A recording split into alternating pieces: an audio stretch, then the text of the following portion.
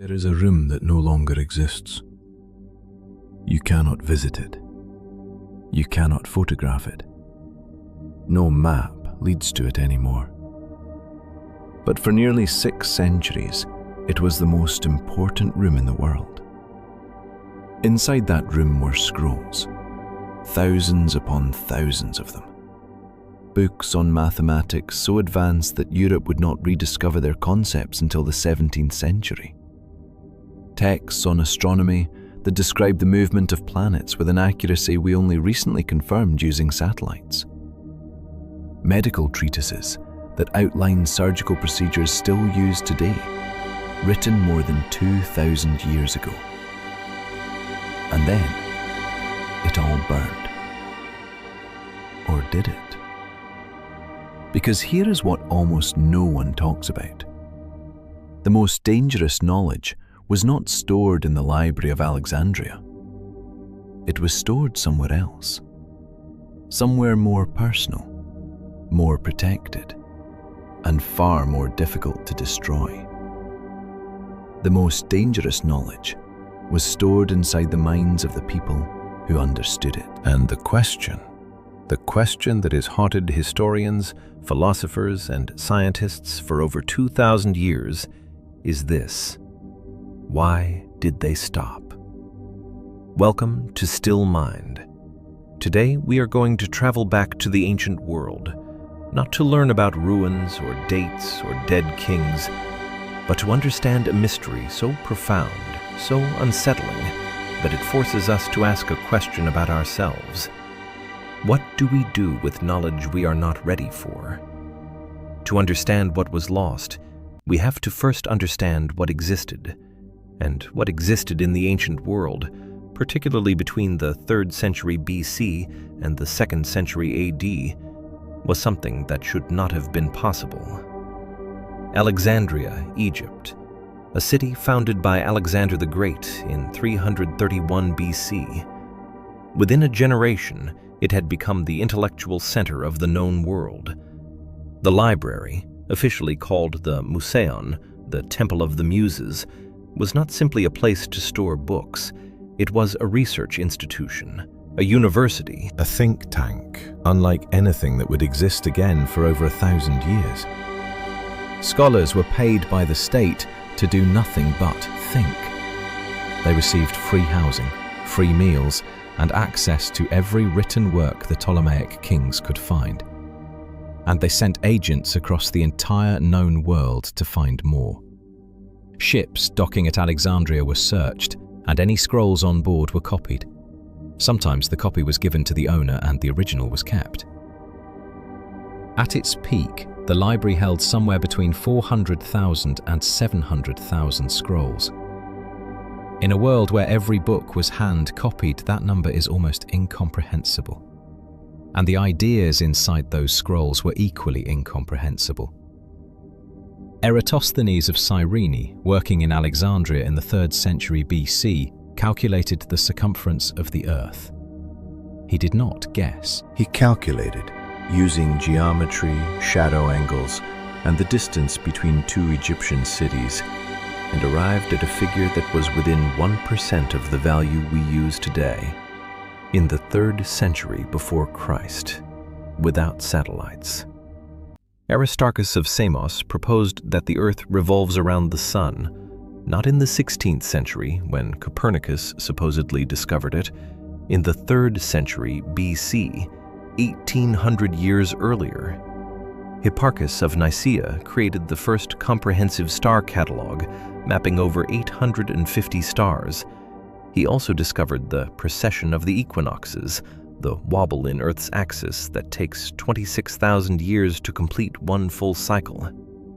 In 130 BC, using only his eyes and handmade instruments. And then there is the Antikythera Mechanism, dated to approximately 100 BC, an analog computer with at least 30 interlocking bronze gears, capable of predicting solar and lunar eclipses, tracking the positions of the planets, and calculating the dates of the Olympic Games, all simultaneously, with a precision that would not be matched by any known device for over 1,000 years. It was built, it functioned, and then that level of mechanical complexity simply did not exist again until the 14th century AD. Why? Let me tell you about a man named Hero of Alexandria. He lived in the 1st century AD, and he was, by any measure, one of the most brilliant engineers in human history. The Aeolipile, a hollow sphere mounted on a rotating axis with 2 curved nozzles. When water inside was heated, the steam escaping through the nozzles caused the sphere to spin. This was the first known steam engine. Not James Watt's steam engine of 1769, Hero's steam engine, in 50 AD. A full 17 centuries earlier. He described automatic doors for a temple, doors that opened by themselves when a fire was lit on an altar. Modern engineers confirm it would have worked exactly as he described. He designed a programmable cart, turn left, turn right, stop, programmed, automatic, 2,000 years ago. He invented a coin-operated vending machine for dispensing holy water in temples. You insert a coin, the coin falls on a lever, the lever opens a valve, holy water flows out, the coin slides off the lever, the valve closes. 19 centuries before the first commercial vending machine was patented in England in 1883. Hero was not a fringe thinker. He was the head of what was essentially a polytechnic institute.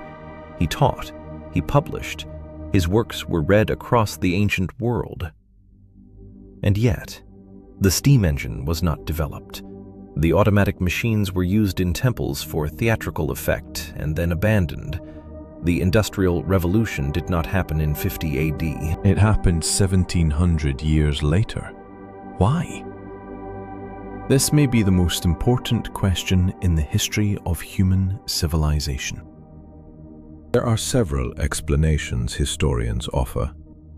Cheap slave labor, the separation of thinkers from makers, the fragmentation of knowledge. These explanations are probably all partially true. But there is another explanation, one that is less economic and more philosophical.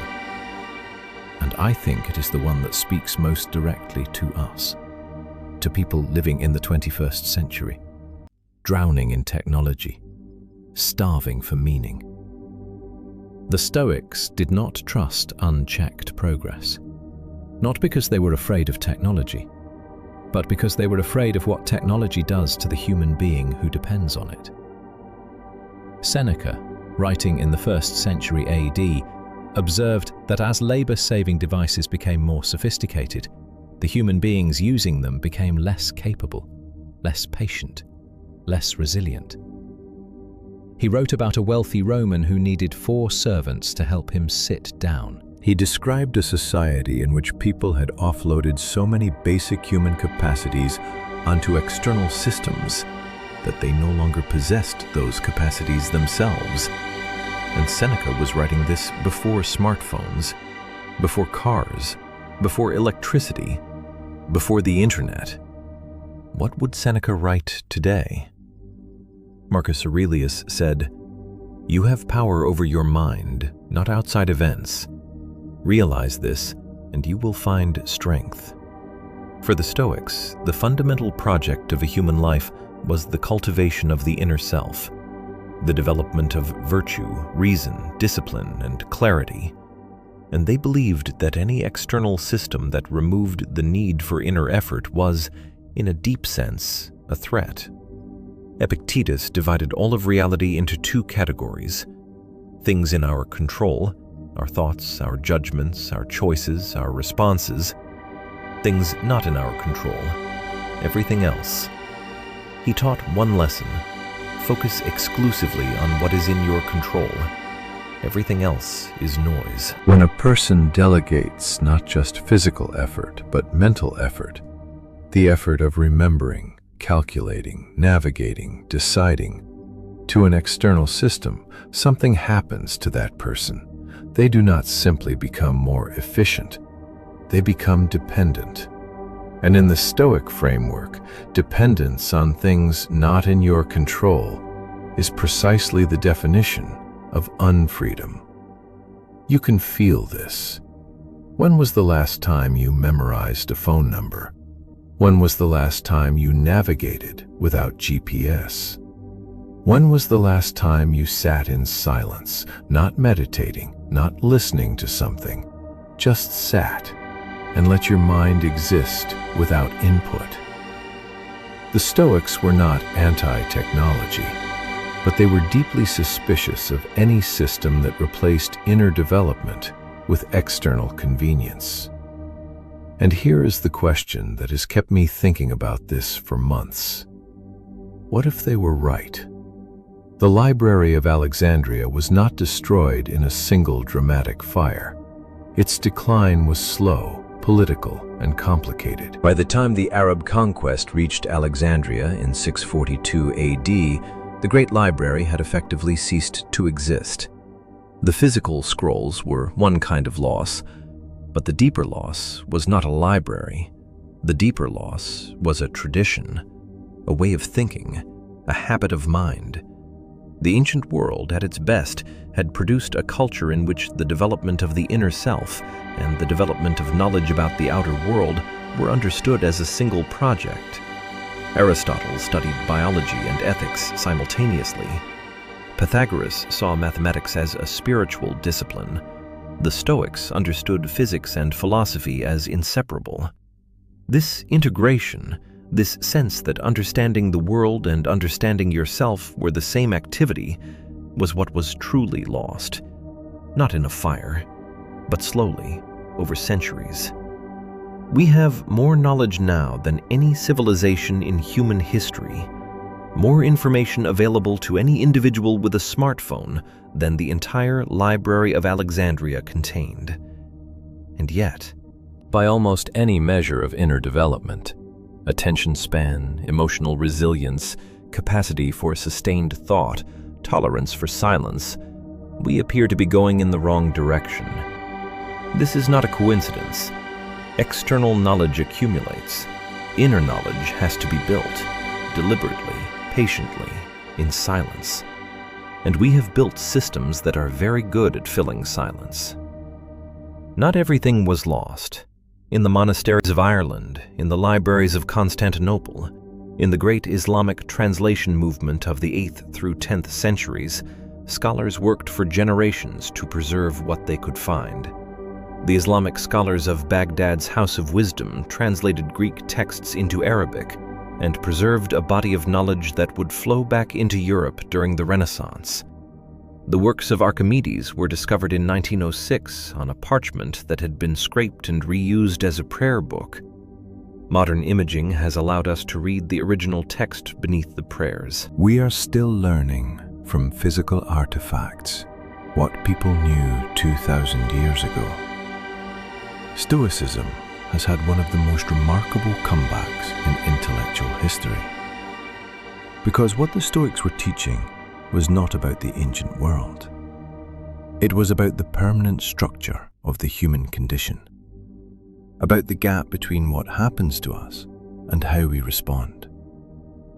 Marcus Aurelius wrote the Meditations not for publication, for himself.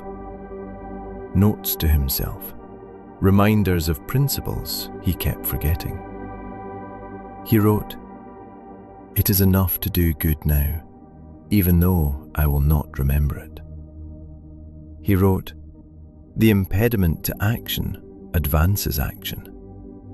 What stands in the way becomes the way."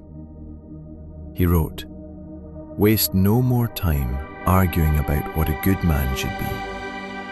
Be one."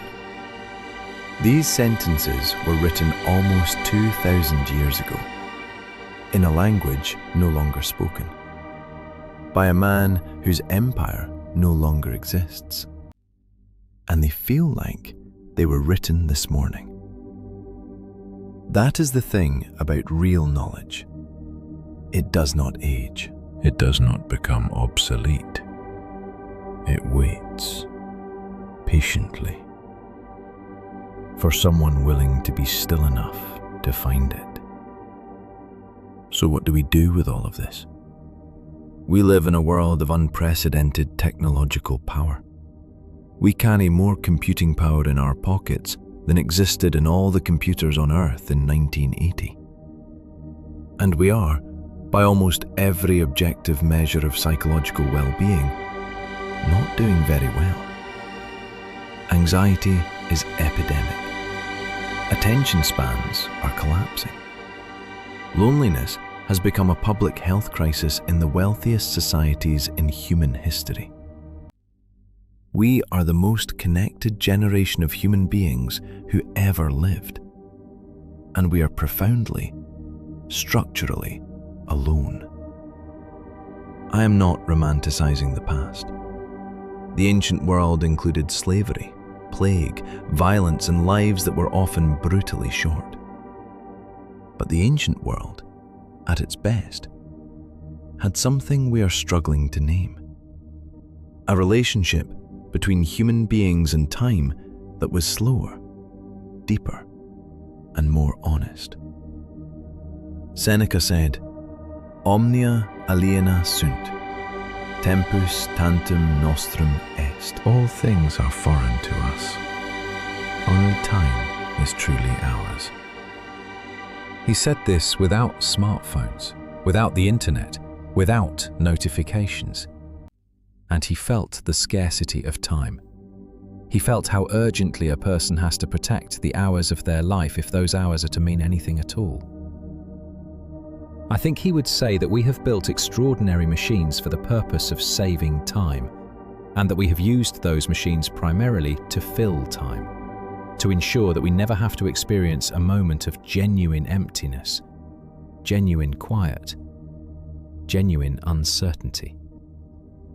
Because genuine quiet is where we meet ourselves. And meeting ourselves, the self that exists when there is no entertainment, no stimulation, no noise, is one of the most frightening things a modern human being can do. The lost knowledge of the ancient world is not in a burned library. It is in the capacity for stillness. And stillness is not something you find. It is something you practice. The Library of Alexandria is gone. We cannot rebuild it. Hero's steam engine did not start an industrial revolution. We cannot go back and change that. The scrolls are ash. The marble is dust. The voices are silent. But the questions remain. The same questions the philosophers asked 2,000 years ago. Who are you when no one is watching? What do you value when nothing external tells you what to value? What are you capable of when there is no machine to do it for you? These are not historical questions. They are the questions of this morning, of this moment. If this made you think, sit with it. Let it settle. Do not rush to an answer. Subscribe to Still Mind if you haven't already. A new perspective arrives every week. And until then, still your mind.